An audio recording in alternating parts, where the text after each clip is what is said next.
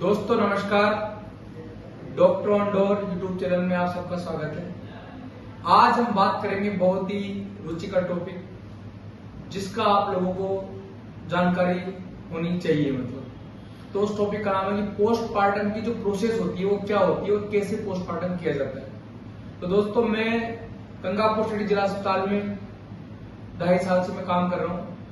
मैं medical officer orthopaedics मैंने PG कर रखी है, लेकिन एज ए मेडिकल ऑफिसर में काम कर रहा हूँ। तो मैंने 50 से ज्यादा मैंने यहाँ पे पोस्टमार्टम कर दिए हैं। तो मैं आपको कुछ ऐसी जानकारी देना चाहता हूँ ताकि आप लोगों को पता रहे और आपको भी चीजें समझ में आनी चाहिए ताकि सिस्टम कैसे काम करता है।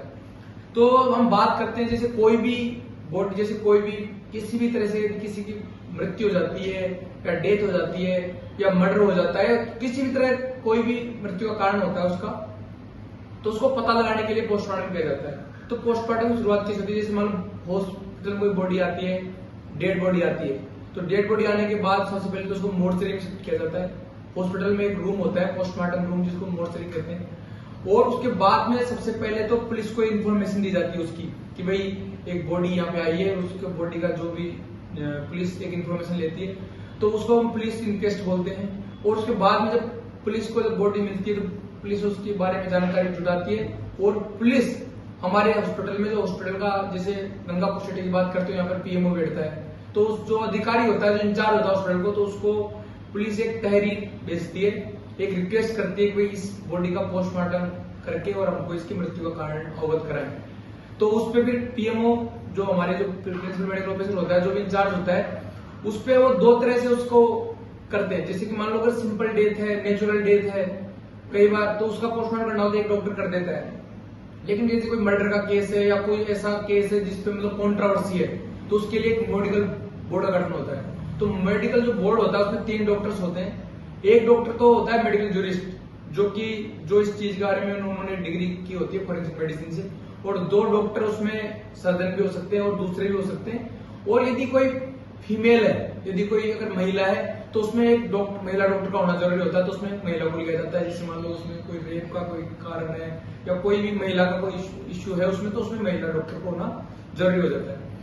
तो मेडिकल बोर्ड का गठन होने के बाद बॉडी की पहले तो उस बॉडी का ऑब्जर्वेशन करते हैं, बॉडी का चोट कहाँ है उसमें पुलिस भी अपना साक्ष्य जुटाती है और डॉक्टर भी अपनी उसकी एक ऑब्जर्वेशन करके और उसको नोट किया जाता है ताकि वो आगे उसमें काम आए। जब पूरी बॉडी का ऑब्जर्वेशन हो जाता है तो उससे पहले क्या होता है, पुलिस एक पंचनामा लिख के देती है। पंचनामा में क्या होता है, 5 लोग मिलके उसका डेथ का कारण, मतलब जो वो एक्सपेक्ट कर रहे हैं कि कैसे हुई होगी, उस पर सहमति बताते हैं। उनके 5 के साइन होते हैं। 5 लोग जो कि जिसकी मृत्यु हुई है उस साइड से 5 लोग उस चीज को पंचनामा बोलते हैं।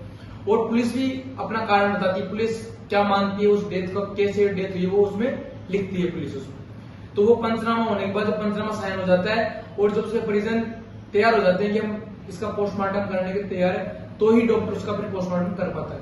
तो पोस्टमार्टम करने पर सबसे पहले ये पता करते हैं कि बॉडी की शिनाख्त किसने की, कि भाई बॉडी को किसने पहचाना कि इस आदमी की बॉडी है, जो उसका घर का बहुत क्लोज मेंबर होना चाहिए। दूसरा, बॉडी को लेकर कौन आया, उस पुलिस अधिकारी का नाम हमको अपना नोट करना पड़ता है। और फिर वहां पर जो भी उसकी जो चोटें होती है वो हम उस पर नोट करते हैं। तो पोस्टमार्टम जब शुरू किया जाता है तो पोस्टमार्टम में हमने 2 चीजों पे ध्यान दिया जाता है। यदि मान लो पोस्टमार्टम का कारण जैसे हेड इंजरी है, लगता है कि किसी ने माथे पे चोट ले, तो उसका सिर को उसको ओपन किया जाता है और उस चोट को अंदर से कंफर्म किया जाता है कि अंदर भी चोट है क्या, जो ऊपर जो चोट लग रही है वो अंदर भी है क्या, तो उसका सिर ओपन किया जाता है और सिर को खोला जाता है। दूसरा, पेट होता है, तो पेट को पूरा ओपन किया जाता है। और उसमें क्या होता है, पेट में 2 तरह, इसमें क्या होता है, पेट में जो स्टोमक होता है, इंटेस्टाइन होता है, लीवर, इन सबकी जांच की जाती है, लीवर, इंटेस्टाइन। और यदि अपने को उसमें ऐसा लग रहा है कि इसको किसी ने जहर खिलाया जा सकता है, तो उसको उनके जो लीवर होते, जो ऑर्गन्स होते हैं, उनको सैंपल लिया जाता है और उसको फोरेंसिक लेबोरेटरी में भेजा जाता है। जैसे हमारे यहाँ से भेजते हैं भरतपुर, और भरतपुर उसको चेक किया जाता है कि उसमें कोई पॉइजन, कोई किसी भी प्रकार का जो पॉइजन उसमें डिटेक्ट हुआ है क्या, तो फिर वो रिपोर्ट आती है। तो यदि सामान्य अगर एकदम क्लियर कट कोई केस होता है तो उसकी रिपोर्ट बना दी जाती है, उसका कारण उस पोस्टमार्टम रिपोर्ट से बना करके और उसको पुलिस को सौंप दिया जाता है। और मान लो उसमें ऐसा होता है तो उसको एफएसएल रिपोर्ट जाती है।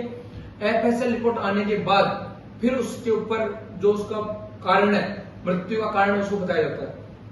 आपने यदि कोई पोस्टमार्टम रिपोर्ट देखी होगी तो उसमें सारी पोस्टमार्टम की फाइंडिंग्स होती है और लास्ट में लिखा रहता है। तो लास्ट का जो शब्द होते हैं वही उसकी फाइंडिंग्स होती है। उसमें जैसे बोर्ड से होता है तो बोर्ड लिखता है, और एक सामान्य डॉक्टर था वो सामान्य लिखता है कि उसका कारण क्या है।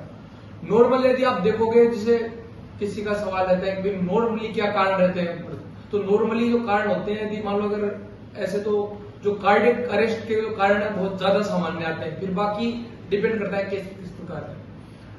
तो दोस्तों आशा करता हूं कि आपको एक सामान्य प्रोसेस, जो कि एक हर आदमी को कई बार जरूरत पड़ जाती है कि भाई पोस्टमार्टम होना है तो किस प्रक्रिया से वो चीज गुजरेगी, आपको कुछ चीजें समझ में आई होगी। और यदि आपका इस प्रोसेस में यदि कोई भी सवाल रह गया हो, आपको पूछना हो, तो आप हमें कमेंट कर सकते हैं, और इसी तरह के वीडियो में आपको रोजाना अवगत कराते रहेंगे।